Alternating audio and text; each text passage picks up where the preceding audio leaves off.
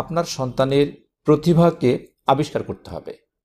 অনেক সময় আমরা দেখা যায় যে আমাদের সন্তানদের আসলে কী ধরনের প্রতিভা আছে, সে আসলে কোন দিকে তার ফোকাসটা বেশি, কোন দিকে তার মনোযোগটা বেশি এবং সে কোন দিকে ইন্টারেস্টেড, এই বিষয়টা আমরা বিচার বিবেচনা করি না।